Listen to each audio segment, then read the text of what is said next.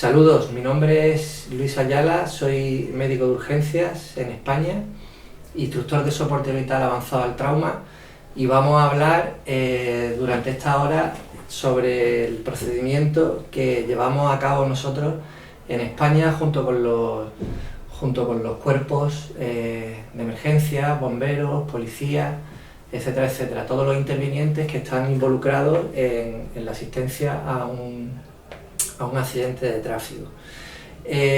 Realmente es un trabajo que estamos haciendo desde hace ya muchos años, que estamos intentando que se implante a nivel nacional. Pero nosotros, con nuestra experiencia en estos años, pues hemos estado llevándolo a cabo con buenos resultados. El procedimiento no es ni más ni menos que una serie de actuaciones básicas con el fin de disminuir el número de muertes o discapacidades que se producen en los accidentes de tráfico.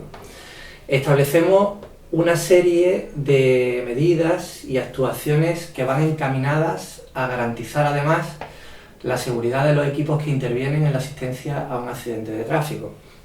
Y evidentemente potenciamos y mejoramos la coordinación y comunicación entre todos los equipos que están involucrados en la asistencia a este tipo de eventos. El primer paso que nosotros siempre sugerimos que se siga a la hora de la atención a un accidente de tráfico es evidentemente la aproximación al siniestro. ¿A qué nos referimos con esto? Pues nos referimos simplemente a la llegada al lugar, el posicionamiento de los vehículos y la autoprotección. Es fundamental que estemos concienciados con la seguridad nuestra y la del equipo que tenemos a nuestro cargo. Es bien sabido por todos que a la hora de acercarnos al accidente de tráfico tenemos que tener cierta distancia de seguridad con respecto al accidente y tenemos que ser conscientes de cómo y por qué vamos a colocar los vehículos en dicha escena. El primer interviniente que llega debe considerar poner el vehículo a modo de protección para evitar accidentes posteriores por el efecto Milón. En función de cómo sea el orden de llegada, si primero llegan los bomberos, sanitarios, etcétera, etcétera, pues ya consideraremos dónde van ubicándose el resto de vehículos que van llegando. A ser posible, el vehículo sanitario deberá colocarse en una posición posterior al accidente para evitar problemas luego a la salida con el accidentado, que va directo para ser atendido en un centro sanitario. Bien, esto en nuestro país y en diferentes comunidades autónomas está procedimentado de diferentes formas. El caso es que tengamos la conciencia de que uno de los vehículos o dos de los vehículos tienen que estar protegiendo el accidente y que siempre intentemos que el vehículo sanitario esté colocado posterior al accidente para facilitar su salida con el paciente cargado que va camino del hospital. El segundo punto que tenemos que tener en cuenta es, una vez que ya nos hemos bajado del vehículo, tenemos que ser conscientes de todos los riesgos que hay presentes o que pueden estar presentes en la escena. El segundo punto nuestro procedimiento es la evaluación del escenario. Evidentemente, todo lo que se vea en ese escenario es crucial transmitir dicha información al centro de emergencia, al centro coordinador de emergencia. En nuestro país es a través del teléfono 112, al cual nosotros llamamos y intentamos recabar toda la información, incluso antes de llegar, tipo climatología, etcétera, etcétera. Una vez que nosotros hemos llegado allí, nos ponemos en contacto con el centro coordinador para informar sobre el número de víctimas que puede haber en ese incidente, número de vehículos involucrados y, a ser posible, su tipología. En nuestro país, actualmente pues hay ya diferentes tipos de vehículos, además de las propulsiones clásicas, que son las propulsiones de combustible.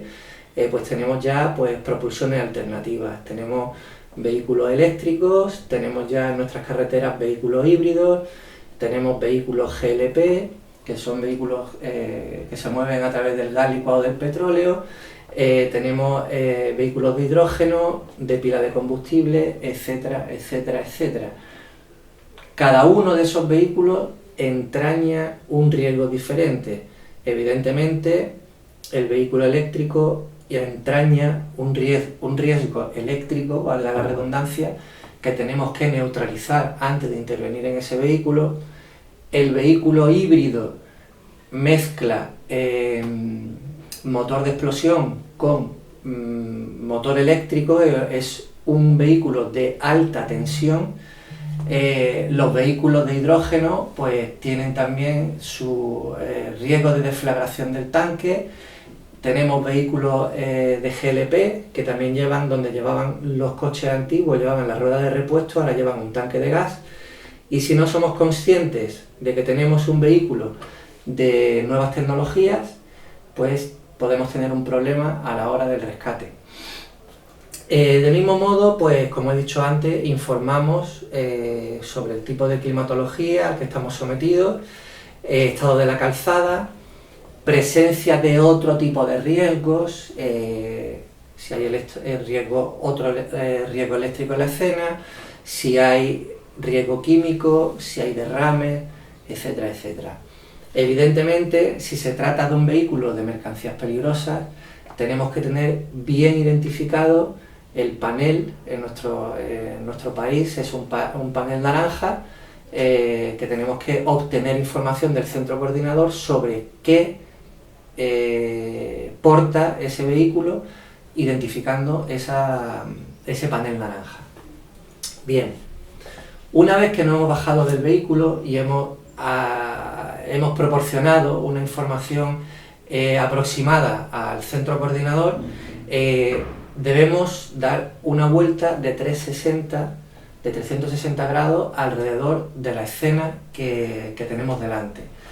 Realizamos una inspección inicial del escenario, siempre respetando un perímetro de seguridad. El objetivo es obtener la mayor información posible que se nos haya podido escapar en una primera visual. Vamos a informar también, o nos vamos a informar sobre el mecanismo lesional, los riesgos que puede haber en la escena que no hayamos visto desde lejos, número de heridos, y durante la vuelta de 360 siempre, además, tendremos que tener la cautela de vigilar o mirar debajo de los vehículos por si pudieran haber víctimas que pudieran pasarnos desapercibidas por estar debajo del coche. Del mismo modo, en la valoración de 360 también podemos encontrarnos con víctimas proyectadas que no hayamos visto en un acercamiento inicial. Evidentemente, durante la vuelta de 360, importantísimo el rastreo perimetral que he dicho antes, de víctimas proyectadas.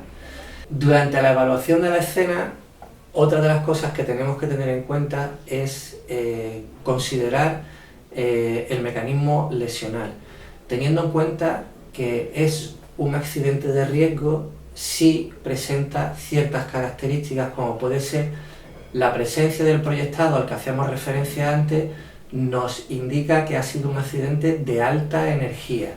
Si hay presencia de un fallecido, también nos indica que haya podido ser un accidente de alta energía. Si evidentemente vemos una deformidad importante en la estructura del vehículo, también pensamos en un accidente de alta energía. Si ha sido accidente con vuelco, también sabemos ya de antemano que se ha sometido a un intercambio de energía importante. Sobre la identificación de víctimas, el responsable sanitario debe localizar a la víctima en esa vuelta de 360. En el momento que se localiza a esa víctima, tenemos que llamar su atención, invitándola a que, si nos oye, levante una mano y que no movilice la cabeza hacia ninguno de los lados, que mantenga la vista al frente. Si responde a nuestras órdenes y levanta la mano tal y como nosotros se lo indicamos, ya estamos empezando a hacer un primer acercamiento a su valoración neurológica. Sabemos que se trata, o que pudiera tratarse, de un paciente consciente y orientado. Bien. Mantenemos la comunicación verbal siempre con la víctima desde fuera para seguir valorando su nivel neurológico. Si sigue respondiendo a nuestras órdenes, nos da un poquito más de margen de tranquilidad antes de abordar el vehículo. El contacto con la víctima, como hemos dicho siempre, preferiblemente debe ser frontal para que no distraiga su atención y nos mire directamente de frente a nosotros, pero puede ser que el escenario no nos lo ponga fácil y tengamos que llamar su atención desde el lado. Siempre, aunque abordemos desde el lado, invitarlo a que mantenga la vista al frente y si estamos posicionados lateralmente, que no nos mire a nosotros, que mire hacia adelante. El tercer punto del procedimiento que nosotros trabajamos, una vez que hemos hecho el acercamiento, la valoración de 360, la valoración de riesgo, etcétera, etcétera, pues llega el momento de hacer un abordaje al vehículo. El abordaje pues no es ni más ni menos que la entrada al vehículo para empezar a trabajar sobre el interior del vehículo y trabajar con el accidentado. Sobre el abordaje del vehículo es importante que también sepamos que no debemos abordar ningún tipo de vehículo sin haberlo estabilizado en un primer tiempo. En función de la gravedad o de las condiciones en las que se encuentre el accidentado, deberemos realizar una estabilización primaria. Una estabilización primaria puede ser hecha, o hay bomberos que están entrenados para hacer una estabilización con las manos para ofrecerle al sanitario una entrada rápida al vehículo. Siempre comunicando, si es el caso de una víctima crítica, comunicando al mando de bomberos la presencia de esta situación para que el mando dirija al resto del equipo y se pueda abordar de forma urgente y sin demora el vehículo para llegar a la víctima. Bien. Siempre importantísimo durante el abordaje que tengamos en cuenta todas las situaciones de peligro que podemos encontrarnos también dentro del vehículo, que no son pocas. Las medidas de seguridad iniciales en el vehículo que tenemos que tomar pues han cambiado mucho a lo largo de los últimos 10 años. Inicialmente se decía pues que teníamos que quitar la llave de contacto, que tiráramos del freno de mano, que si fuera posible metiéramos una marcha, pero eso con las nuevas tecnologías, los nuevos vehículos, está cambiando sustancialmente y a una velocidad prácticamente de vértigo. Hay vehículos ya de nuevas tecnologías que no llevan llave de contacto, sino que llevan una llave inteligente que no tiene por qué estar visible para el equipo rescatador. Si se trata de un vehículo de esa tipología, siempre deberemos buscar la llave inteligente y entregársela al mando. Esa llave inteligente puede ser la que condicione el movimiento de todo el sistema eléctrico, de sillas, me refiero de asientos, etcétera, etcétera. Esa llave inteligente siempre, por favor, al mando de bomberos para que la tengamos siempre localizada. Igualmente, pues ya hay vehículos que no tienen freno de mano como antes, sino que son eléctricos y se complica un poco pues este tipo de situaciones. La desconexión de llave de contacto prácticamente ya está en desuso, como he dicho, por el tema de las nuevas tecnologías. Si metemos una velocidad en la caja de cambios, va a ser importante luego transmitirle esa información a la policía o a los intervinientes que se encarguen luego de peritar el siniestro. Si hay algún cambio de velocidad, tendremos que notificarle a la gente de la autoridad en qué velocidad iba ese vehículo y a cuál la hemos movido nosotros. Siempre que entremos en el interior de un vehículo, intentad neutralizar el riesgo de estallido del airbag, protección de airbag siempre que sea posible. Evidentemente esto también ha cambiado mucho en los últimos años. Seguimos teniendo protectores de airbag de conductor, el del acompañante suele ser un poquito más complejo, y ahora con las nuevas tecnologías y con la nueva tipología de vehículos ya puede aparecernos un airbag por cualquier sitio. Ya hay fabricantes en el mercado que incluso están poniendo airbags de techo e incluso en techos solares. Es por esto que nuestra forma de comportarnos dentro del vehículo va a ser siempre, aparte del protector de airbag, guardar distancias de seguridad con el resto de airbags que sepamos que están presentes dentro del vehículo. Siempre intentar buscar la hoja de rescate de ese vehículo que nos va a dar información detallada sobre dónde pueden encontrarse el resto de airbags que a simple vista nosotros no vemos durante nuestra intervención interior. El objetivo del trabajo interior, como he dicho, es acercarnos al accidentado, empezar a valorar al accidentado, pero del mismo modo necesitamos hacer un trabajo de interior para crear espacio e ir facilitando la salida del accidentado. Este espacio de interior va a ir trabajándolo un bombero específicamente preparado para ello, que además de la creación de espacio a la que hago referencia, va a ir despanelando las estructuras para descubrir elementos peligrosos como pueden ser la pirotecnia de los pretensores pirotécnicos, botellines de airbags, etcétera, etcétera. Una vez dentro del vehículo y ya ha comenzado el trabajo de interior, de despanelar, de creación de espacio, hemos dicho que el objetivo principal es la atención al accidentado. Bien, en este punto, sobre todo si hay más de un afectado, comenzamos con un triaje. Tenemos que hacer una clasificación, tenemos que hacer un acercamiento al estado del accidentado para comunicárselo al mando y marcar el ritmo de la maniobra. El cuarto punto es el triaje. Bien, el triaje generalmente nosotros utilizamos, sobre todo si hay más de una persona, el triaje START. Utilizamos el método START, que es muy conocido a nivel internacional por todos los intervinientes en emergencia. Además de la realización del triaje START, tenemos que determinar el nivel de atrapamiento del afectado. Niveles de atrapamiento tenemos dos. Tenemos el atrapamiento mecánico, que es aquel por el cual el afectado no puede salir del vehículo porque la deformación del vehículo es muy grande y sus puertas no pueden abrir.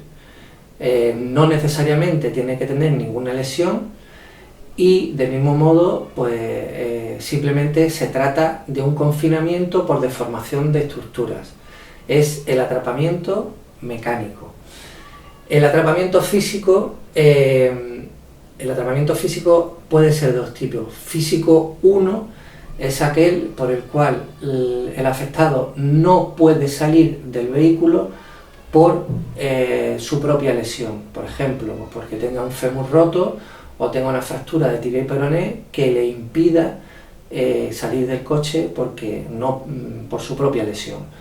Un lesionado a nivel medular que no puede movilizar sus miembros inferiores, del mismo modo sigue siendo un físico 1.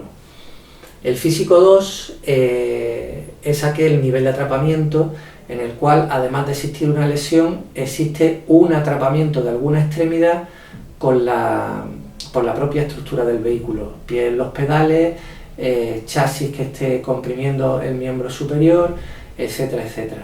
Es una situación un poquito más compleja porque requiere además pues, el trabajo para descolapsar esa estructura y liberar los miembros de ese afectado.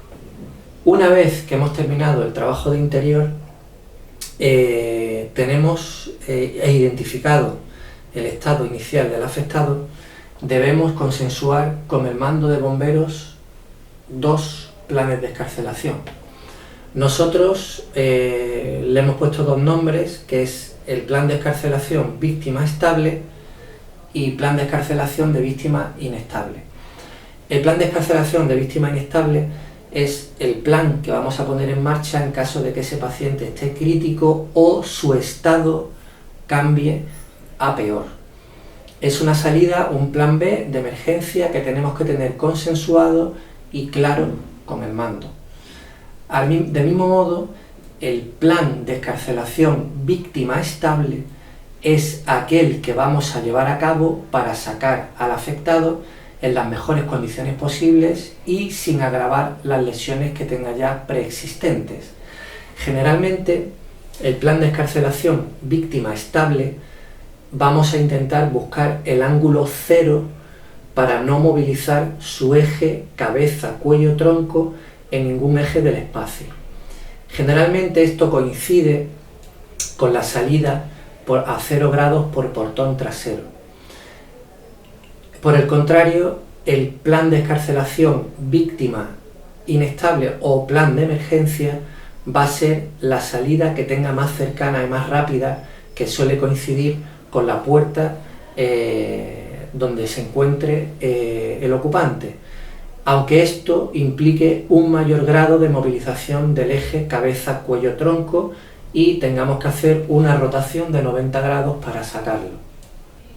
En este punto es importante que todos los que trabajamos en emergencia sepamos que a la hora de la atención de un paciente afectado por un trauma grave, la vida prevalece sobre la función y la función sobre la estética.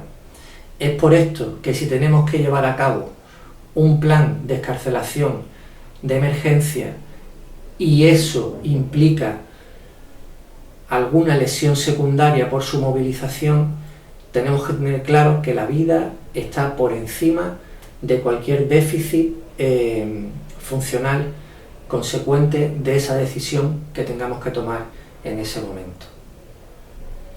Bien, el sexto punto, nosotros lo que trabajamos es el soporte vital al paciente atrapado, que son todas aquellas medidas encaminadas a salvar la vida del paciente o del afectado de forma inminente, o sea, al tratamiento de aquellas lesiones que son potencialmente mortales y evitables. Por ejemplo, un shock hemorrágico, una hipoxia postural, una obstrucción de una vía aérea, etcétera, etcétera. Son medidas, como he dicho, que van encaminadas a evitar muertes evitables. Nos basamos en la sistemática de valoración al trauma que todos los profesionales de la emergencia conocemos. Seguimos la metodología C, A, B, C, D, E, donde la C, la primera C, no es ni más ni menos que el control de hemorragias catastróficas exsanguinantes a través de empaquetamiento de heridas y, evidentemente, sin dudarlo, en caso de amputaciones, también el uso del torniquete. Una vez que hemos descartado la presencia de una hemorragia exsanguinante o hemos comenzado a tratar una hemorragia exsanguinante, hacemos la valoración de la vía aérea. Si esa vía aérea es permeable, no es permeable. Si no es permeable, debemos hacer una maniobra de permeabilización de la vía aérea, pero siempre con control cervical, siempre que estemos en presencia de un accidente de alta energía. Una vez que hemos valorado la permeabilidad de la vía aérea y hemos resuelto la vía aérea, pasamos a B. En B vamos a valorar cómo está respirando ese afectado. Si es un afectado que está con taquipnea o, por el contrario, está bradipneico. Debemos descubrir el tórax Debemos valorar si hay heridas penetrantes en el tórax. Debemos utilizar nuestras manos para tocar el tórax, ver si hay zonas de crepitación. Del mismo modo, utilizando la palpación bimanual, podemos hacernos una idea de cómo está ventilando, si ventila o moviliza ambos semitórax de forma simétrica o, por el contrario, si solo moviliza un hemitórax. También podemos, a través de la percusión en el tórax, valorar si hay un hipertimpanismo que pueda hacernos pensar en una lesión grave como un neumotórax a tensión. Esto es en el punto B.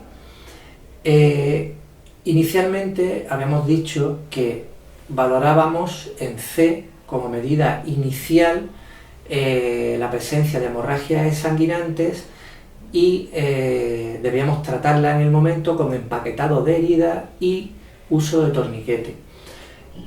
Una vez que hemos valorado B, volvemos otra vez a la C, que lo que vamos a hacer en C es una valoración del estado hemodinámico del paciente. ¿Cómo debemos aproximarnos o obtener información de su estado hemodinámico?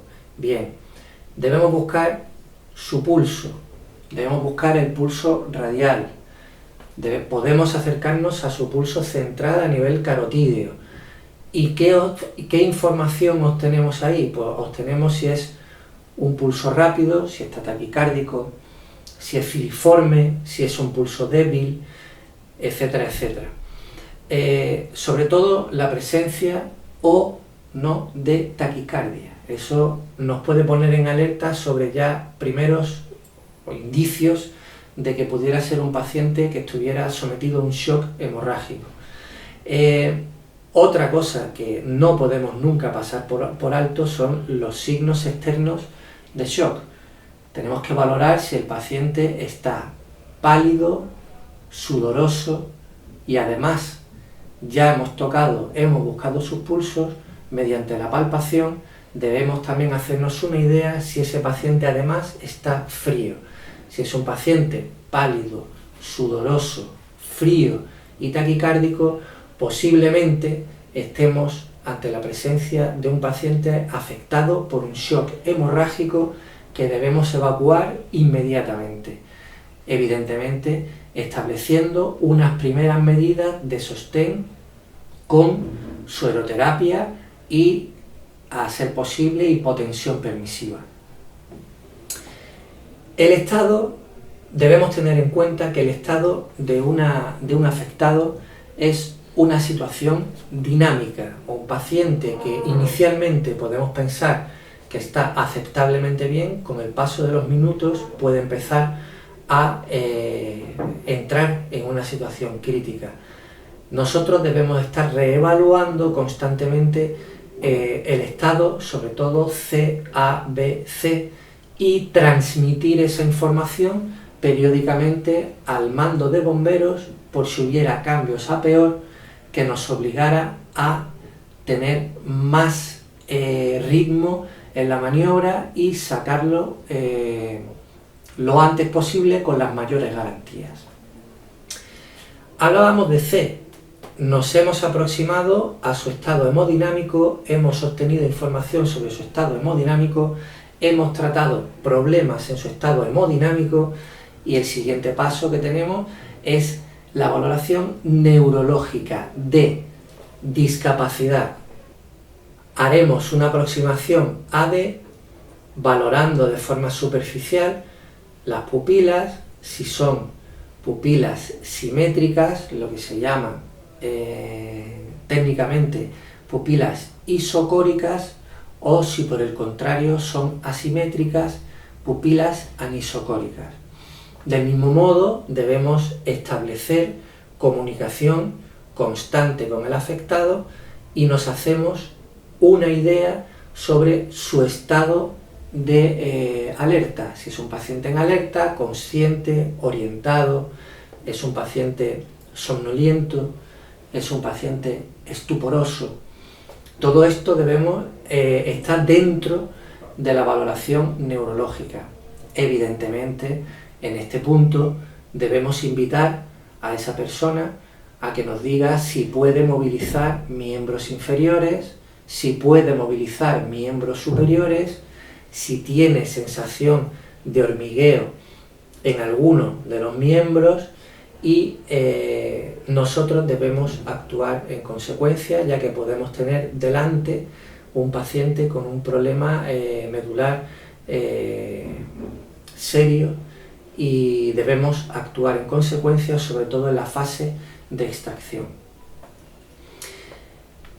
Terminado la valoración en D, pasaríamos a la valoración en E. La valoración E hace referencia a la exposición del paciente, sobre todo de cara a una valoración secundaria.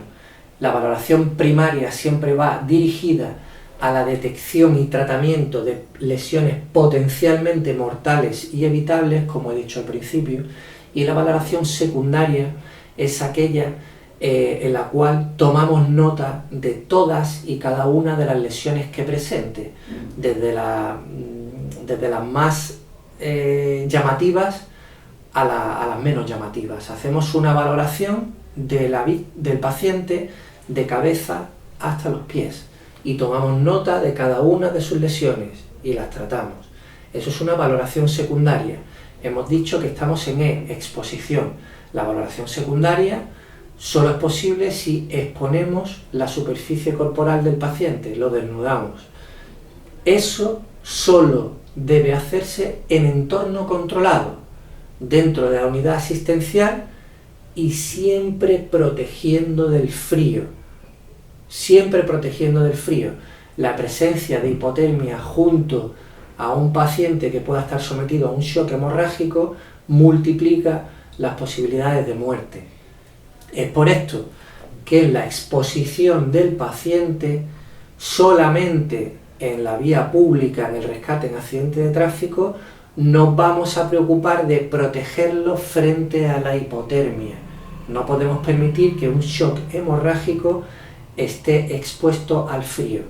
La valoración secundaria la realizarán los profesionales sanitarios, a ser posible, de camino al hospital, en entorno controlado dentro del habitáculo asistencial, y esta valoración secundaria nunca debe ir en detrimento de su llegada al hospital. A ser posible, si no hay otra forma, se completará la valoración secundaria una vez en el hospital.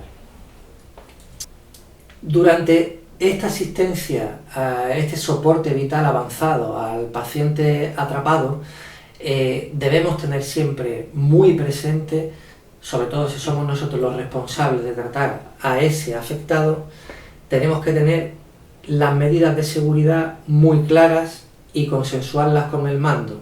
El binomio afectado sanitario tienen que estar perfectamente protegidos durante toda la maniobra, con protecciones blandas, cubierto con plásticos, con las protecciones duras que se van a interponer entre dicho binomio y la herramienta, etcétera, etcétera, etcétera. Si el que está más cerca del afectado detecta que hay algún peligro, debe comunicarlo inmediatamente al mando para la detención de dicha maniobra. Del mismo modo, nosotros que estamos a cargo del accidentado, lo informaremos puntualmente y en todo momento de cualquier maniobra que se vaya a realizar. Son personas que están en un estado de ansiedad por la situación que han vivido y debemos amortiguar dicha ansiedad informando sobre cualquier ruido que vayan a escuchar, cualquier golpe, etcétera, etcétera. De este modo, el equipo técnico que está realizando las labores de excarcelación deberá informar al sanitario y al afectado de que van a realizar cualquier tipo de corte o de movimiento. El punto número 7 que tratamos en nuestro procedimiento no es otro ya que el de extracción de la víctima. Este es el último paso. Ya hemos hecho el trabajo de interior, ya se ha hecho el trabajo de exterior, se ha realizado la maniobra que el mando y el equipo técnico ha consensuado. para sacar a ese paciente en las mejores condiciones posibles. Llega el momento de la salida del afectado de su confinamiento.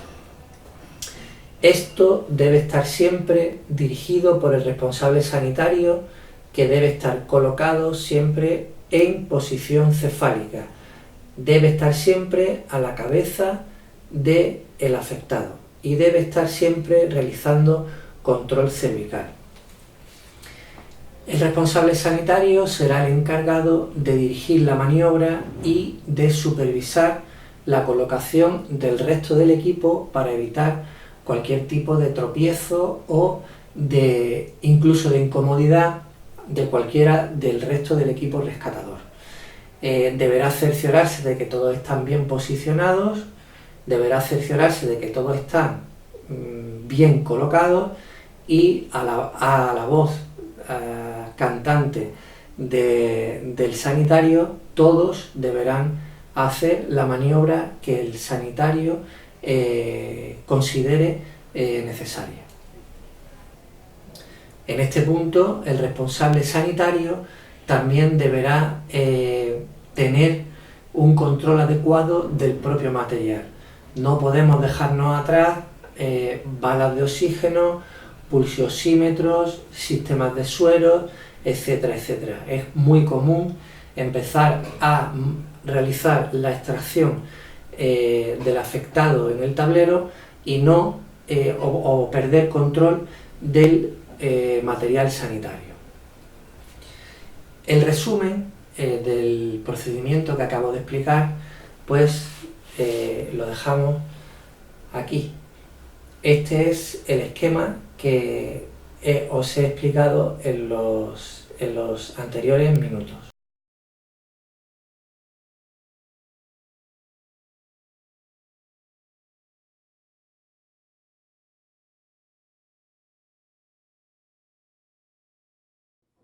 Hablábamos anteriormente sobre el procedimiento de rescate que nosotros pues venimos trabajando ya desde hace algunos años. Hablábamos en uno de los puntos sobre la importancia del reconocimiento de la escena en cuanto a tipología de los vehículos, riesgos interiores, riesgos exteriores, etcétera, etcétera. Es muy importante a la llegada a la zona del accidente que también sepamos reconocer las posibles lesiones que pueda tener el afectado que se encuentra confinado dentro de ese amasijo de hierros en función de la deformidad que estamos viendo nada más llegar a la escena. Bien, esto no es ni más ni menos que lo que se llama cinemática del trauma. Debemos conocer la cinemática del trauma. Es el proceso de análisis de las posibles lesiones que tenga el afectado en función del intercambio de energía que se ha producido en ese accidente. Determinamos las posibles lesiones que pueden haber provocado las fuerzas y movimientos implicados en ese accidente. Esto se basa simplemente en la física clásica, en las leyes de la energía y el movimiento. Todos recordamos la primera ley del movimiento de Newton, que decía que un cuerpo permanece en reposo y permanecerá en reposo, y un cuerpo en movimiento permanecerá en movimiento a menos que una fuerza externa actúe sobre ellos. De mismo modo, la ley de la conservación de la energía nos decía que la energía ni se crea ni se destruye, tan solo se transforma. Y, evidentemente, el principio de acción y reacción, que decía que si un cuerpo A ejerce una acción sobre otro cuerpo B, este B realiza sobre A otra acción igual, pero de sentido contrario. Estas leyes tan simples y conocidas desde hace ya muchísimos siglos, pues son las que dan respuesta a la génesis de las lesiones de un paciente afectado por un trauma grave. En el accidente debemos conocer que existen tres fases. La primera fase del accidente es una desaceleración brusca del vehículo. La segunda fase del accidente hay una proyección de ocupantes hasta su detención, y en la tercera hay una desaceleración brusca de los órganos internos. La física clásica también hablaba de las leyes del movimiento, leyes de la energía y el movimiento, y nos decía que la energía cinética es aquella que se produce por un cuerpo que está en movimiento, y nos decía que la energía cinética es igual a un medio de la masa por la velocidad al cuadrado. Bien, si tenemos en cuenta esta fórmula, podemos hacernos una idea de la importancia de cada variable. Si por ejemplo tomamos el ejemplo de una masa de 68 kilogramos que viaja a una velocidad de 48 kilómetros por hora, genera 78.336 unidades de energía cinética. Si nosotros sometemos a una masa de 72 kilos, la anterior era 68, sometemos una masa de 72 kilos a la misma velocidad, a 48 kilómetros por hora, se producen 82.944 unidades de energía cinética. El primer ejemplo eran 78.336, el segundo ejemplo 82.944. Simplemente hemos variado la masa del sujeto que viaja a la misma velocidad. Si por el contrario sometemos una masa de 68 kilos, que era la inicial en el primer ejemplo, a 64 kilómetros por hora, obtenemos 139.624 unidades de energía cinética. ¿Cuál es el resumen de este ejemplo? Pues que la variable más crucial en la génesis de la energía es la velocidad a la que va sometida esa masa. Son las que generan más cambios de energía. Bien, haciendo una equivalencia entre la energía cinética y la energía potencial. La energía potencial es aquella energía que se produce o que es capaz de producir un objeto por estar a una altura determinada. Las leyes de la física igualan la energía cinética a la energía potencial. Siguiendo esta fórmula de energía cinética igual a energía potencial, podemos determinar que una detención brusca aproximadamente a 50 km por hora equivale aproximadamente a una caída libre desde 9 metros. Si la detención brusca es a 100 km por hora, equivale aproximadamente a una caída libre de 39 metros. Hemos dicho que el accidente tiene 3 fases. Del mismo modo, el accidente contempla 3 impactos. Contempla el primer impacto, que no es otro que el de el coche contra otro objeto. Puede chocar contra otro coche, puede chocar contra una farola, puede chocar contra un árbol, etcétera, etcétera. El segundo impacto que se contempla son el impacto de los ocupantes contra las estructuras del vehículo o incluso ocupantes contra ocupantes. En un tercer tiempo se produce el tercer impacto, que no es otro que el impacto de los propios órganos vitales que siguen avanzando hasta chocar contra nuestros límites anatómicos. Cuando un cuerpo colisiona contra un objeto sólido, cuando un cuerpo de un ocupante choca contra alguna estructura del vehículo, la lesión depende de la densidad del tejido.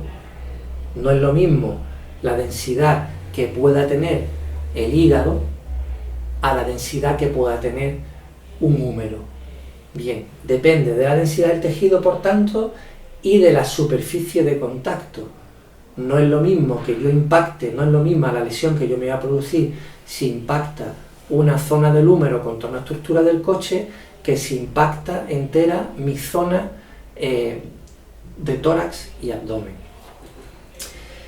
En función de la lesión o en función del intercambio de energía que se produce y de los elementos que intervienen, tenemos dos tipos de lesiones. Si entra directamente alguna estructura del vehículo cortante, sabemos que se producen las llamadas heridas inciso-contusas. Es porque entra directamente un elemento cortante que disecciona pues, los planos anatómicos del afectado. Pero el intercambio de fuerzas, simplemente por haberse sometido a un intercambio de fuerzas muy violento, también puede generar lesiones. Esas lesiones generalmente son traumatismos contusos, que producen cavitación en algunos órganos, lesiones por compresión, etcétera, etcétera. Vamos a hablar un poquito de los mecanismos lesionales. Bien, en los impactos, teniendo ya el conocimiento o las nociones de lo que he hablado anteriormente, sabemos que nos encontramos frecuentemente con accidentes por mecanismo frontal, intercambio de energía frontales. ¿Qué se produce en estos supuestos? Hay dos mecanismos lesionales en los impactos frontales. Uno suele ser por proyección superior, en la cual el afectado golpea, generalmente se lesiona la zona de la cabeza por impacto contra el parabrisas del coche, y la zona tóraco-abdominal, que suele impactar contra el salpicadero del coche. Bien, del mismo modo, podemos encontrarnos que el mecanismo lesional, en vez de por proyección, es por inmersión bajo las estructuras del salpicadero. En este caso, la mayor parte de las lesiones se producen en miembros inferiores, región torácica y generalmente también facial contra el volante. A nivel del tren inferior, en los mecanismos frontales puede ser pues que haya un traumatismo del salpicadero contra la rodilla, le transmite la fuerza hacia el fémur y el fémur se luxe de la articulación de la cadera. Puede ser también que ese mismo mecanismo lesional se produzca, pero la cadera aguante la inserción o el intercambio de fuerzas que se ha producido y el fémur se rompa por la mitad por la zona de menor resistencia.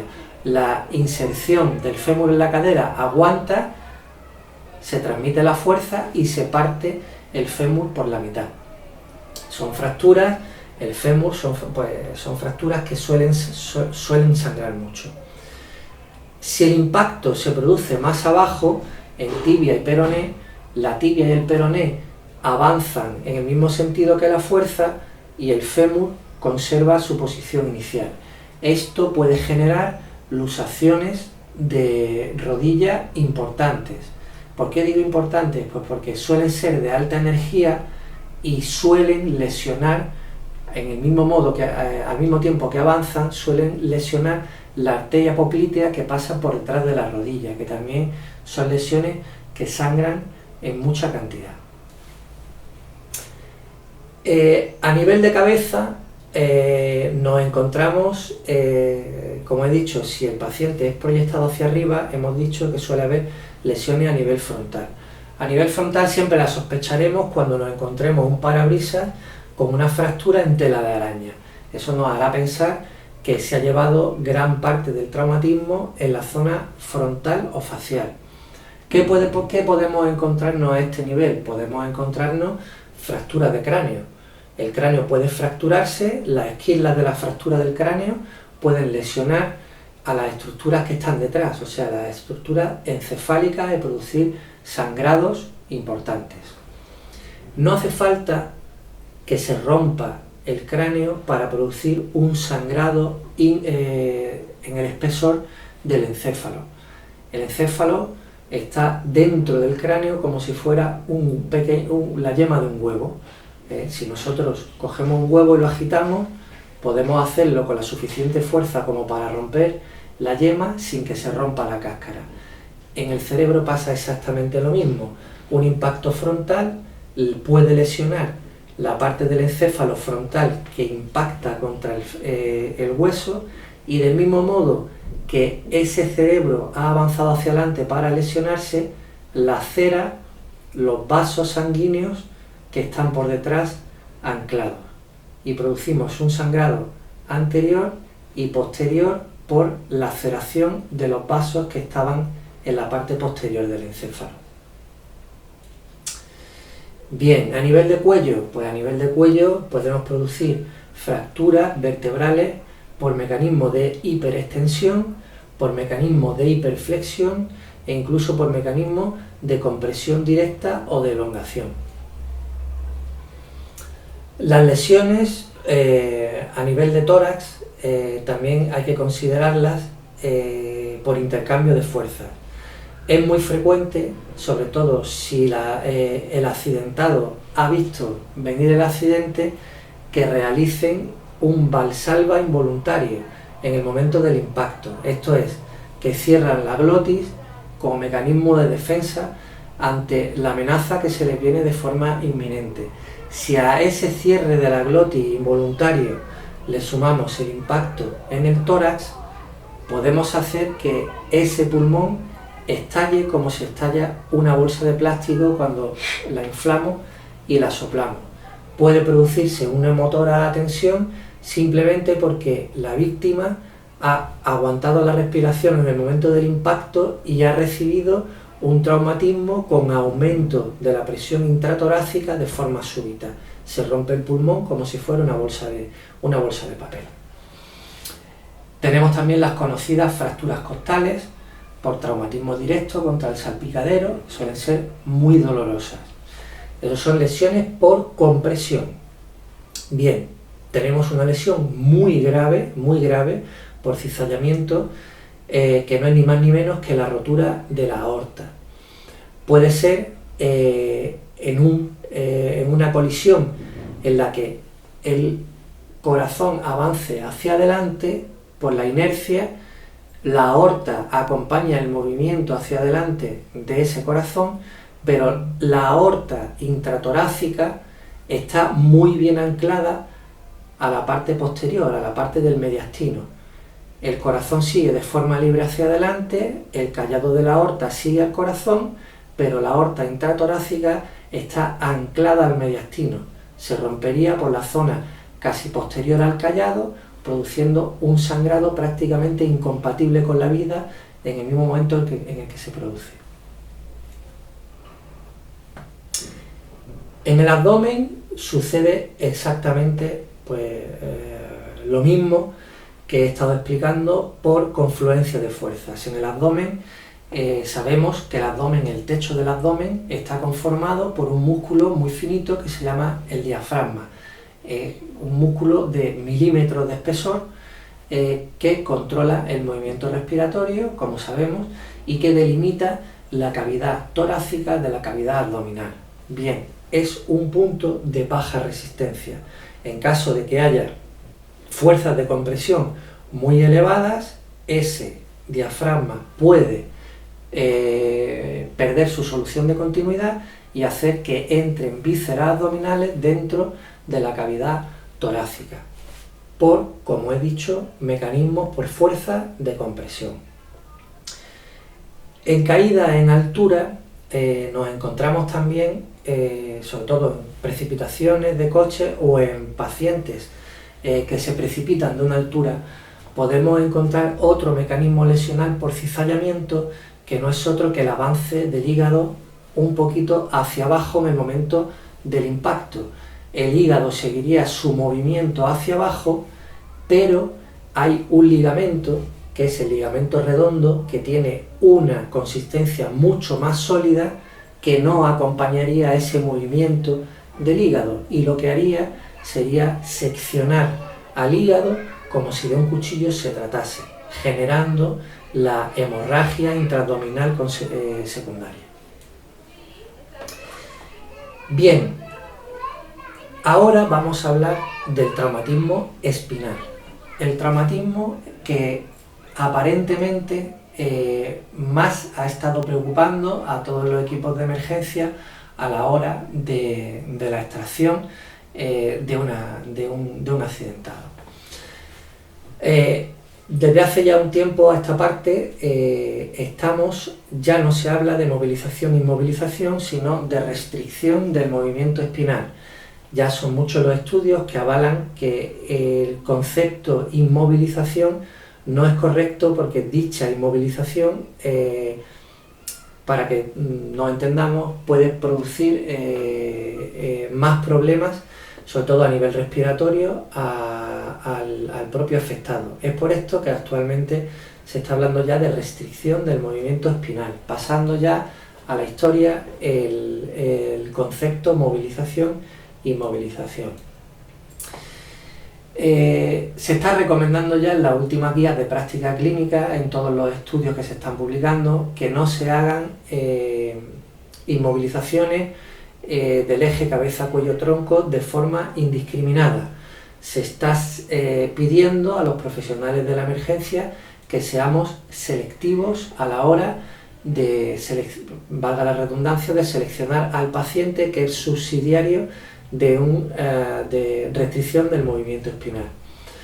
Para esto pues se han publicado diferentes protocolos, como el protocolo Mayne, que dice que es subsidiario de restricción del movimiento espinal todo aquel que haya sido sometido a un accidente de alta velocidad, precipitados 3 veces su propia altura, que presenten heridas penetrantes en tronco cerca de columna, accidentes deportivos que hayan afectado a cabeza y cuello, o zambullidas, o cualquier trauma que se haya acompañado de inconsciencia del afectado.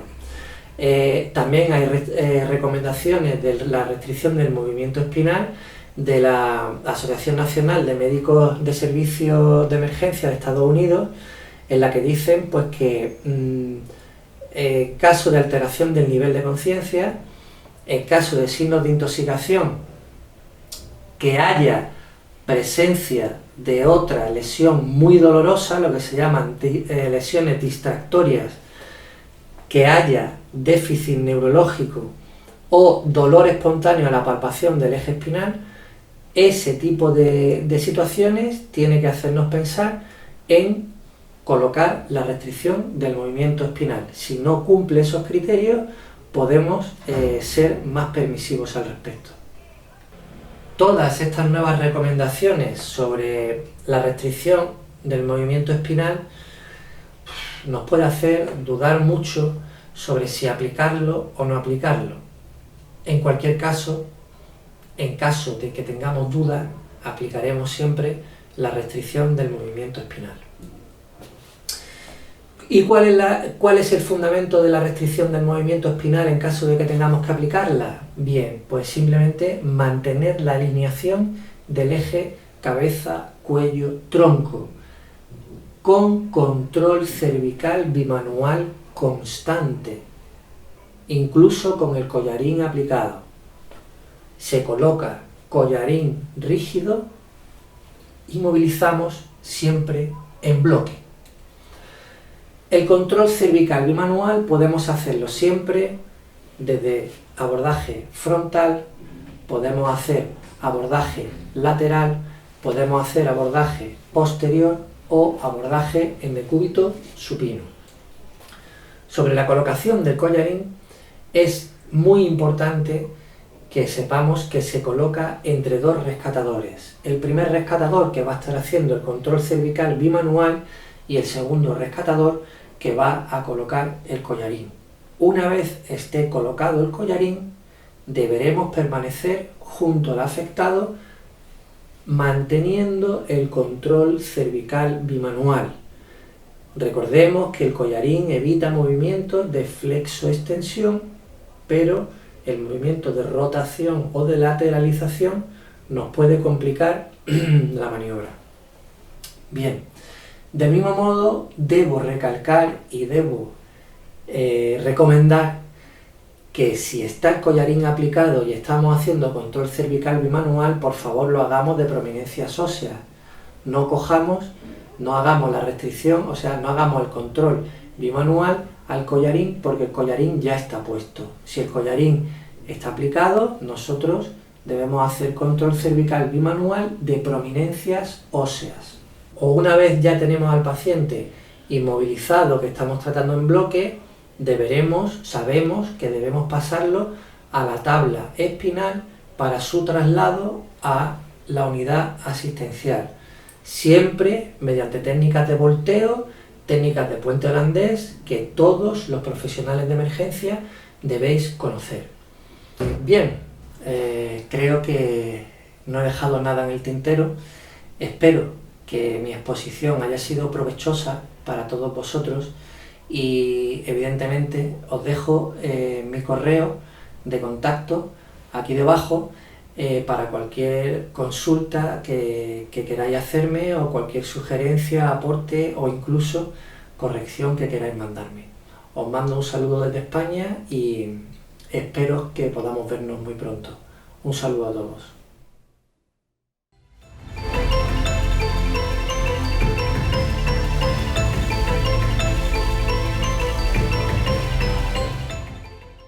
Hola, soy Raúl Esquina, soy técnico en emergencia sanitaria en España, concretamente en Andalucía y más concretamente en el norte de Córdoba.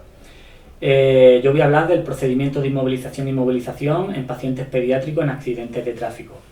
Voy a comenzar esta explicación donde se ha quedado Luis. Luis ha quedado donde ya empezábamos a hacer la inmovilización y bueno, nosotros en vez de hablar de una inmovilización en adultos, vamos a hablar de una inmovilización pediátrica en accidentes de tráfico y en su sistema de retención infantil. La charla está dividida en dos bloques, en la cual vamos a hablar de los recursos de fortuna y de un nuevo dispositivo que vamos a enseñar aquí de inmovilización también y extracción pediátrica. Una breve estadística, tanto de España como de Latinoamérica, las particularidades que tiene un paciente pediátrico con respecto a un adulto cuando nosotros vamos a intervenir a trabajar con él, porque tenemos que tenerlo en cuenta, las controversias que tenemos los equipos de rescate a la hora de trabajar con estos niños y sobre todo si han sufrido un accidente de tráfico y si van en su sistema de retención infantil, no lo tenemos claro cómo trabajar con ellos. Y un nuevo procedimiento y el procedimiento más aceptado con los que trabajamos nosotros aquí en España, que son las guías NICE. Ese es el primer bloque. En este primer bloque vamos a distinguir dos problemas que tenemos los primeros intervinientes, que uno es el procedimiento, que no tenemos un procedimiento establecido, y el segundo es que no tenemos una herramienta para trabajar con los pacientes pediátricos en accidentes de tráfico. En el segundo bloque vamos a hablar de este nuevo dispositivo y cuándo se creó, por qué se creó, los estudios que tiene realizado, que es una tesis doctoral, y la elaboración de ese procedimiento, de ese protocolo que no tenemos, que ahora lo veremos y cómo se está desarrollando. Pues básicamente es esto, comparar cómo se hace la inmovilización pediátrica a día de hoy con los recursos de fortuna. Son las sábanas, las mantas y las toallas, suero, paradrapo, como ahora veremos, y después vamos a ver cómo se hace esta misma inmovilización, pero con una herramienta ya específica para esta clase de patologías que nos encontramos. Una breve estadística de aquí de España, la cual fallecieron en las carreteras españolas 35 niños en 2017, de 0 a 14 años, 346 fueron heridos graves hospitalizados y 6.611 fueron heridos leves, no hospitalizados, pero sí que pasaron por el servicio de urgencia debido al accidente de tráfico. Comentaros de que en estos 35 niños fallecidos en el 2017, entre el 40 y el 46% no iban en su sistema de retención infantil ni tampoco llevaban el cinturón de seguridad. Si estos 35 niños hubieran llevado el cinturón de seguridad o el sistema de retención infantil, pues en vez de tener 35 muertos, pues hubiéramos tenido casi que la mitad, aproximadamente entre 15 y 17, que los datos estarían muchísimo mejor, claro está. En Latinoamérica el índice de siniestralidad infantil es muy elevado, pero es muy elevado porque el medio de locomoción más usado es la moto. y en la moto van familias enteras, va el papá, la mamá, un niño, 2 niños, incluso hasta 3 niños, como hemos podido ver en algunos países que hemos estado dando ya formación allí de Latinoamérica. Entonces el índice pues se dispara bestialmente. Debido a esto, pues tenemos que tener una labor exquisita a la hora de trabajar con estos niños, con estos accidentados.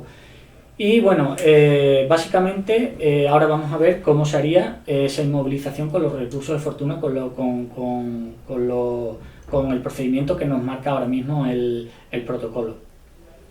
A consecuencia de todos estos accidentes tenemos un paciente pediátrico politraumatizado. En el 66% de estos niños mueren en los primeros minutos incluso sin asistencia médica. Pues son lesiones incompatibles con la vida.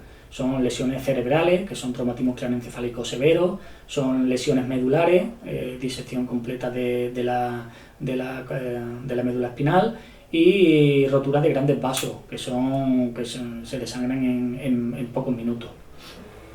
El 33% restante, que equivalen a los 346 más los 6.611, que en total hacen 7.000, equivale a un 33% que mueren en las horas posteriores y mueren debido a hipoxia e hipovolemia. Pero estas dos patologías suelen ser muertes evitables, con una rápida actuación y con una actuación protocolarizada.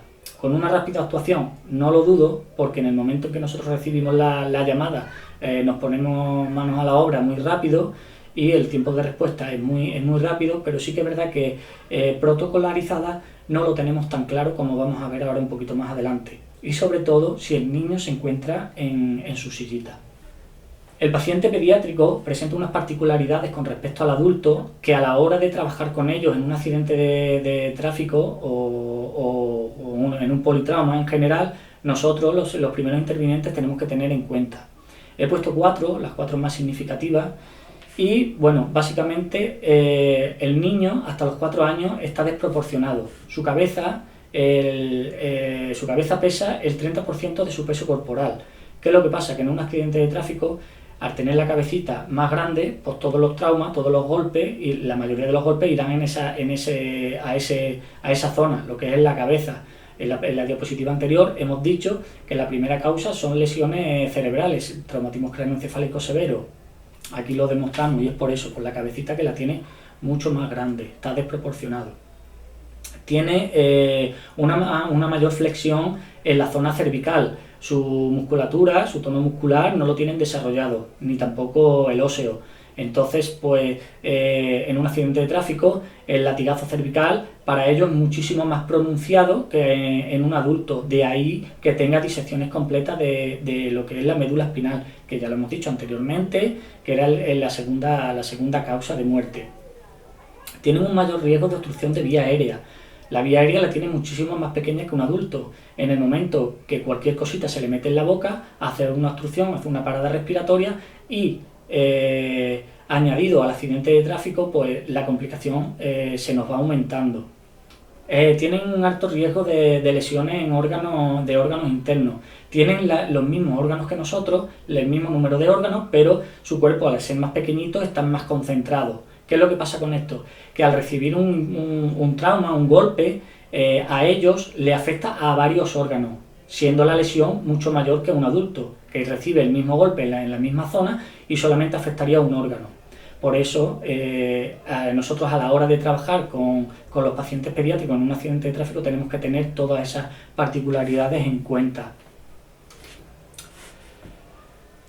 Para ello, para reducir la tasa de morbimortalidad infantil, los equipos de rescate tenemos que estar adiestrados.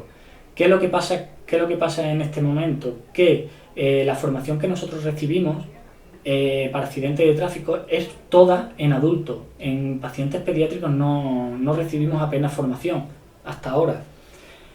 Y la soltura que tenemos con un adulto no la tenemos con un paciente pediátrico.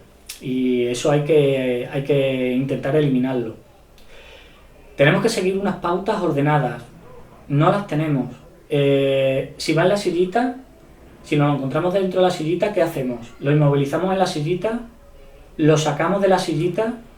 Si lo inmovilizamos en la sillita y lo sacamos del coche, ¿lo trasladamos en la ambulancia en la sillita? Si lo vamos a trasladar en la sillita, en la ambulancia, ¿lo sacamos de la sillita? No lo tenemos claro.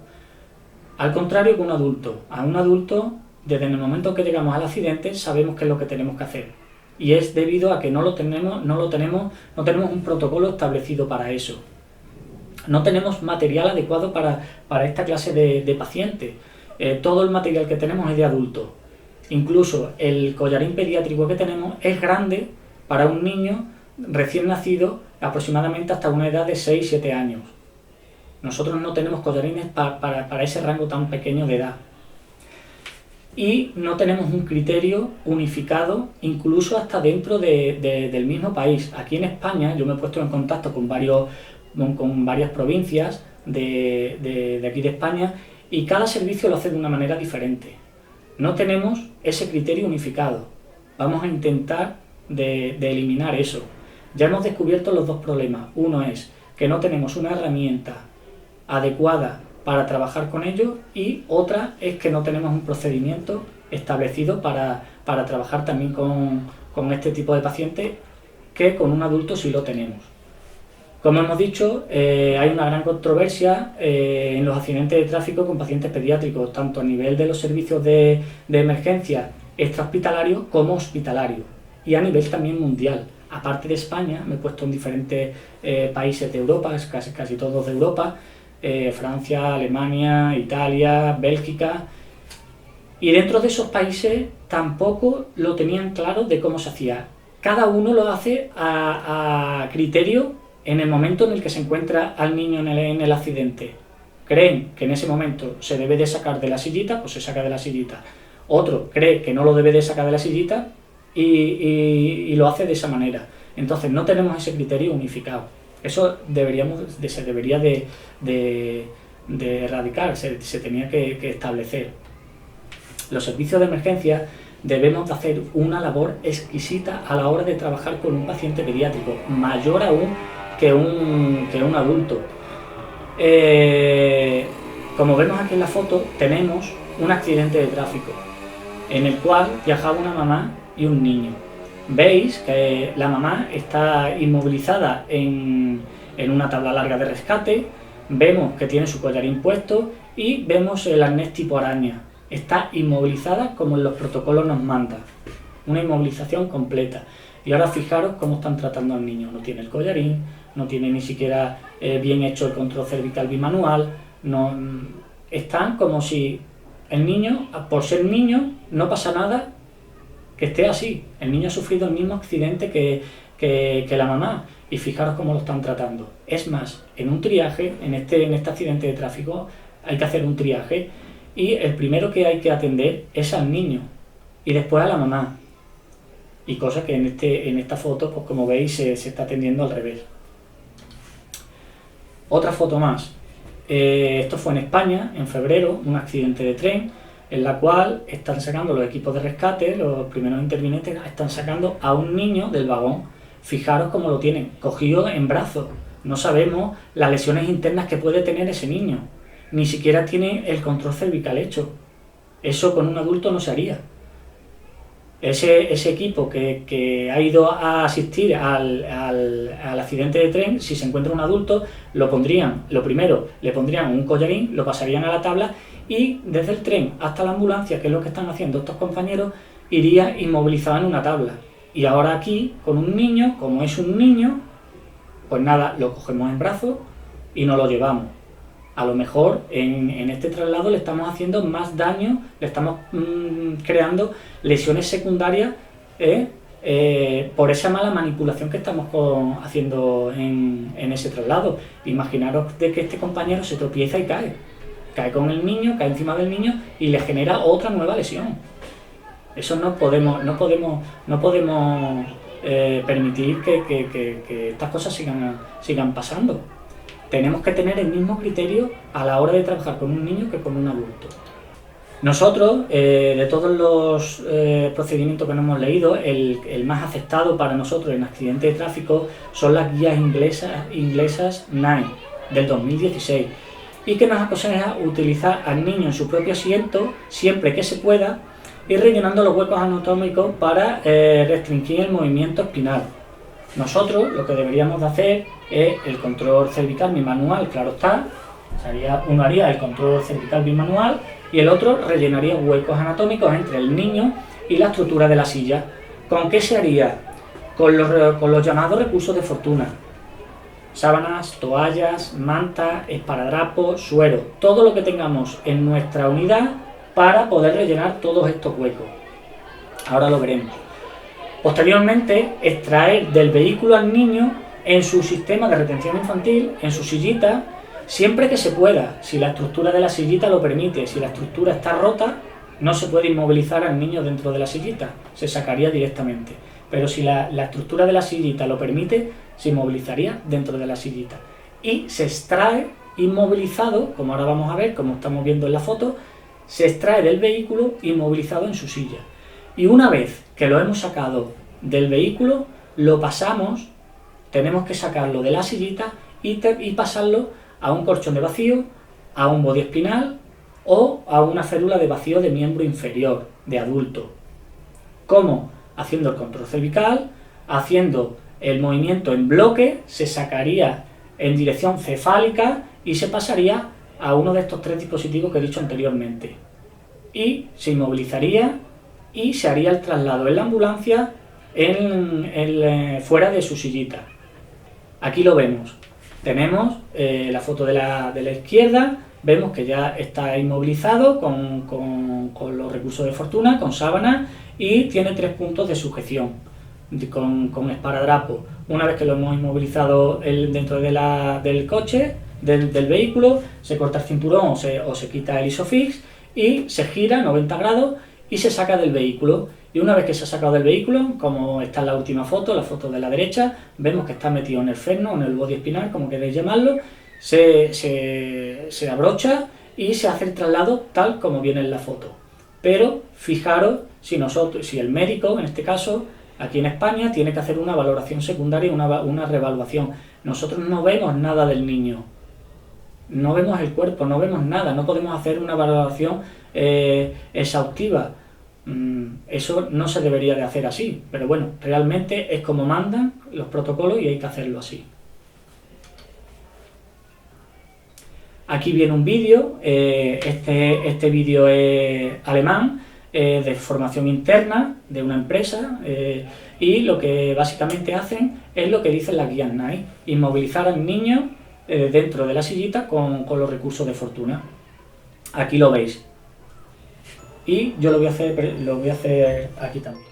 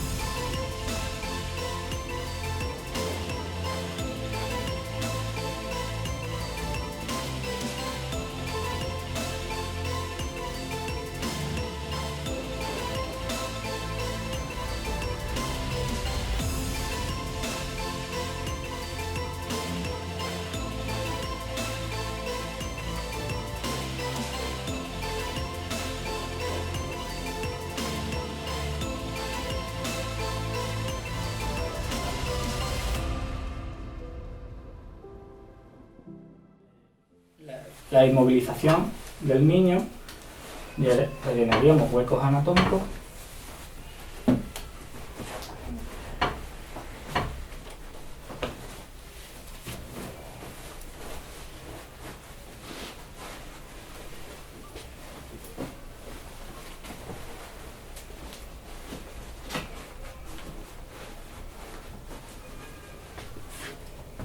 Y una vez que hemos rellenado los huecos anatómicos, pondríamos 3 puntos de sujeción. Uno a nivel frontal de la frente, otro a nivel del esternón o abdominal y otro a nivel de las piernas. Se lo reforzaríamos.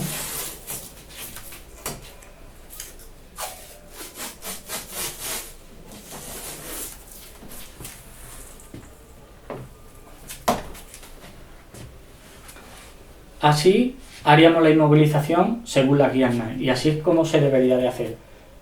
¿Qué es lo que pasa con esta inmovilización? Que no garantizamos una calidad asistencial a los días que vivimos. Esto, nosotros presentarnos en el hospital de esta manera con un niño, bueno, pues la verdad es que se quedarían sorprendidos, pero realmente es como hay que hacerlo. No tenemos otra manera de hacerlo hasta ahora. Después vamos a ver otros dispositivos diferentes. Una vez que lo hemos inmovilizado dentro del coche, sacamos tal cual está el niño así, quitamos la silla del isofí o del cinturón, lo sacamos y, como he dicho anteriormente, lo pasamos al Fernoquí, a la férula de vacío del miembro inferior o al colchón de vacío. Se le hace el vacío al colchón y nos vamos. ¿Por qué hay que sacar al niño de la sillita? 3 razones obvias. No tenemos una sujeción, no tenemos un punto de sujeción específico para trasladar al niño en la camilla. Entonces, en los asientos del vehículo, de la ambulancia, no puede ir, tiene que ir en su camilla, en su sitio. Si el niño tiene un vómito, nosotros, al ponerle las correas de sujeción para que no se mueva en la camilla, tendríamos que quitarlo, el niño ha vomitado y lo tendremos que poner de lado. Perdemos mucho tiempo, podría hacer una broncoaspiración. El niño, si entra en parada, las recomendaciones nos dicen que tengamos al niño en decúbito supino y en una superficie dura. Si nosotros hacemos la RCP tal cual en su sillita como está, todo está acolchado, lo que haría es un efecto rebote y no haríamos el efecto deseado para hacer la RCP. Y si llegaría el caso de que tuviéramos que intubar al niño, en una sillita es imposible de intubar al niño, tiene que estar en una superficie plana y boca arriba. Esos son los 3 motivos principales para sacar al niño de su sillita a la hora del traslado. Y aquí tenemos otro vídeo, este ya es español, de Barcelona concretamente, son compañeros de Barcelona, y formación interna también suya. Y como veis, hacen lo mismo, rellenan huecos anatómicos con lo que tienen, con sábana, con unos rulitos, le ponen su esparadrapo, ¿de acuerdo? Lo sacan al niño, lo van a sacar de la sillita en bloque, siempre en bloque y haciendo el control cervical. Una vez que la han sacado de la sillita, lo dejan en el colchón de vacío y le hacen el vacío al colchón y se puede hacer el traslado perfectamente.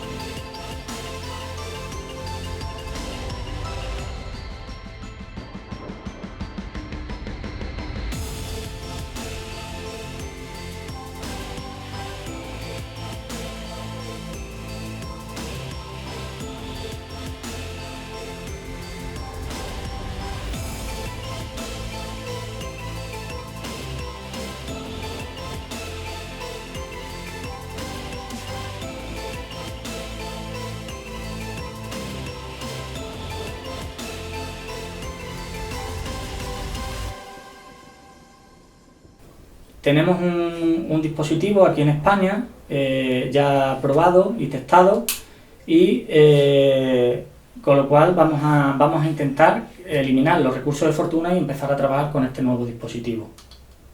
Este dispositivo cumple y nos garantiza una inmovilización completa del eje cabeza-cuello-tronco, cumpliendo con las recomendaciones y principios sobre el manejo del trauma espinal prehospitalario.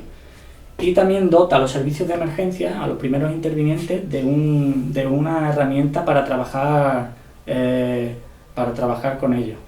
Se compone de 4 inmovilizadores de diferentes longitudes y grosor, fabricados en un material viscoelástico, impermeable y de alta visibilidad, y que tiene la propiedad de amoldarse al cuerpo, adaptándose al sistema de retención infantil y posteriormente a cualquier dispositivo de inmovilización disponible. Este dispositivo puede usarse en cualquier paciente pediátrico politraumatizado, no solamente en accidentes de tráfico. También valdría para atropellos, caída en moto, caída en bicicleta, caída en doble altura, zambullidas. Todo lo que sea un politrauma y haya que inmovilizarlo, este dispositivo no valdría. Aquí tenemos diferentes tipos de inmovilización con este dispositivo, y vamos a empezar desde la primera foto de la izquierda hacia abajo. La primera foto que tenemos es un muñeco de 6 meses aproximadamente en una silla de retención que no es la suya, pero esta foto la hicieron para ver que se adaptaba un niño pequeño, un muñeco de esa edad, a una talla de sillita que no era la suya. Como veis, se acopla perfectamente. La de la derecha, la que se le está dando ambú, como veis, ese muñeco es ya de 6 meses aproximadamente, de 6 meses a 10 meses, y está ya puesto en el ferno, como hemos dicho anteriormente, una vez que ya lo hemos sacado de la sillita, y como veis, es totalmente accesible para el médico y el enfermero, no estorba para hacer una valoración secundaria. Y bueno, básicamente la verdad es que la inmovilización es muchísimo mejor que la de los recursos de fortuna. La siguiente foto, la de la férula de miembro inferior, como veis, igual que el ferno, se adapta perfectamente. El enfermero puede acceder perfectamente a cogerle una vía intraósea, que para nosotros sería la primera opción, eliminando las vías periféricas. El médico que está en vía aérea le puede dar ambú perfectamente, y si hay que hacerle masaje también. De cualquier manera, si el médico lo cree conveniente y tiene que explorar la parte del tronco, se elimina la cincha de color amarilla, pero siguen haciendo la misma sujeción, la misma inmovilización, la cincha roja y la cincha a verde, y el niño seguiría inmovilizado. La foto de la derecha, como veis, ese muñeco y la central, esos 2 muñecos son de 12 a 14 meses, y como veis, pues se sigue adaptando perfectamente. Hace una inmovilización dentro del ferno y dentro de la férula de miembro inferior, se queda inmovilizado completamente. Y la última foto es de un grupo 3, de un alzador con respaldo. Ese muñeco mide entre 1,05 y 1,10 de estatura, y en años aproximadamente entre 9 y 10 años. Y como veis, pues bueno, pues también se adapta perfectamente este dispositivo. Aquí tenéis un vídeo demostrativo de cuáles son los pasos a seguir al poner este dispositivo.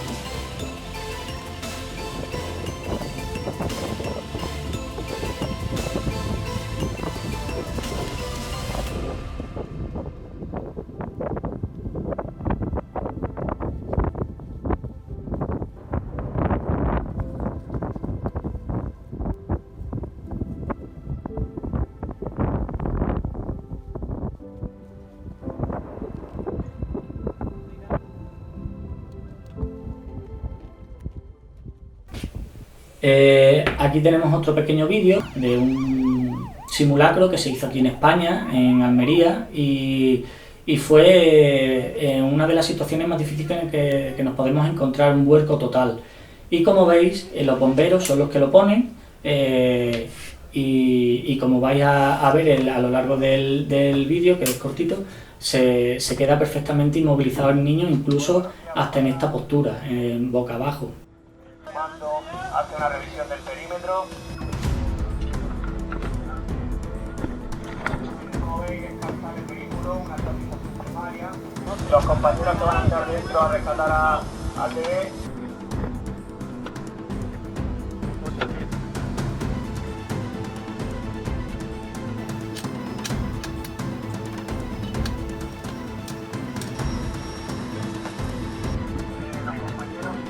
Están procediendo a ponerle el sistema de monitorización pediátrico para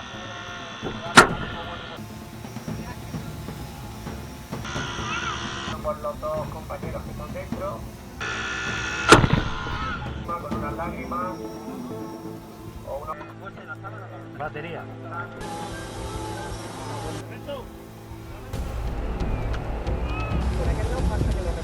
¡Corte! Paramos, espérate. Antes de cortar, protejamos.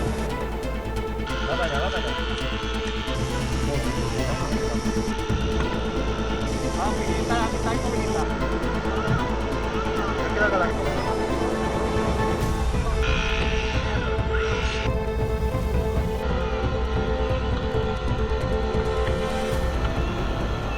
Como es que ha procedido la respiración. ¿Paramos, Paco, o qué todo?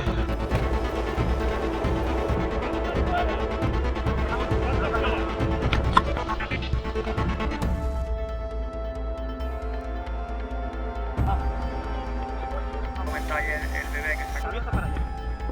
Sistema de inmovilización pediátrico, se lo colocan los compañeros. Posición de vacío para transferirlo.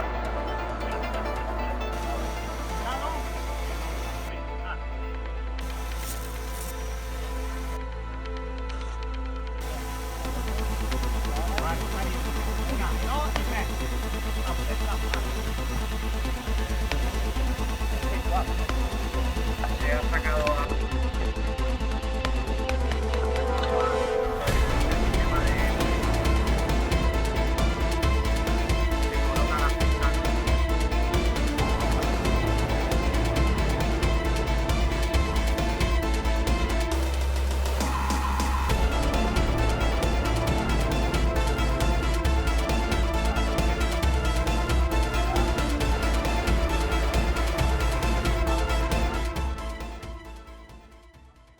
Este dispositivo se probó en muchas ocasiones, se hizo muchas pruebas con él, pero sí que es verdad que realmente había que darle un valor científico para que supiésemos que funcionaba con respecto a los recursos de fortuna. Y bueno, en una universidad que se dedican a hacer estudios de estas características, la UCAM, Universidad Católica San Antonio de Murcia, pues hicieron una tesis doctoral con este dispositivo. Básicamente lo que se hizo es que con el muñeco que hemos visto anteriormente en las diapositivas anteriores, que se llama Leonardo, Leonardo lleva dos sensores, uno en el pecho a la altura del esternón y otro en lo que es la cabeza, y lo que hace estos sensores inerciales es medir un eje. Y este eje lo que medía era la flexoextensión del cuello, la rotación, la lateralización y el tiempo de ejecución y los movimientos que se generaban a la hora de poner el dispositivo, este nuevo dispositivo. Y bueno, en la tesis participaron dos equipos, el equipo ARTE y el equipo SIPE. El equipo ARTE estaba compuesto por dos bomberos y un médico, y el equipo SIPE estaba compuesto por un médico, enfermero y técnico.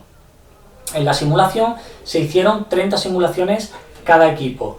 El equipo ARTE hizo 30 simulaciones, en los cuales hubo 15 simulaciones con los recursos de fortuna y 15 simulaciones con este dispositivo. Y el equipo SIPE hizo lo mismo, 15 simulaciones con los recursos de fortuna y 15 repeticiones con este nuevo dispositivo. Se mezclaron todos los datos y bueno, los datos han salido positivos a este dispositivo con respecto a los recursos de fortuna. Aquí podemos ver en la primera foto el equipo SIPE y en las fotos de abajo el equipo ARTE. Y bueno, este equipo, el equipo ARTE, compuesto por 2 bomberos y un médico, como he dicho anteriormente, con una breve formación antes de comenzar la tesis, 40 minutos antes aproximadamente, sabían poner perfectamente este nuevo dispositivo. Como veis en la foto, pues se probó a Leonardo en la sillita que hemos dicho, en el alzador, con respaldo, y también se hizo unas simulaciones en otras sillitas en Masecosi y en grupo 1. Y bueno, la última foto fue todos los participantes de dicha tesis. Como he dicho anteriormente, no tenemos un procedimiento establecido para trabajar en accidentes de tráfico con pacientes pediátricos. Y bueno, pues se han puesto a elaborar este nuevo procedimiento. Y en este nuevo procedimiento pues han intervenido el equipo SIPE, el equipo ARTE de la tesis, la UCA, la universidad y la Fundación Smart Baby. Y bueno, este nuevo procedimiento está ya casi que terminado, y lo que queremos es estandarizar este procedimiento para que se haga efectivo igual que los procedimientos en adultos, y que todos trabajemos de la misma manera. Y básicamente lo que queremos es eliminar los recursos de fortuna, ya que no nos garantiza una calidad asistencial acorde a los tiempos que vivimos hoy en día, y empezar a usar este nuevo dispositivo. Al igual que el procedimiento, ya que no tenemos ese procedimiento, pues vamos a intentar sacar adelante este procedimiento que están elaborando todas estas entidades, y para que podamos trabajar todos los servicios de emergencia al unísono y de la misma manera. Y bueno, poquito más. Muchas gracias, y ahí tenéis mi correo, mi dirección, y para cualquier cosita, y mi teléfono nos ponemos en contacto. Muchas gracias.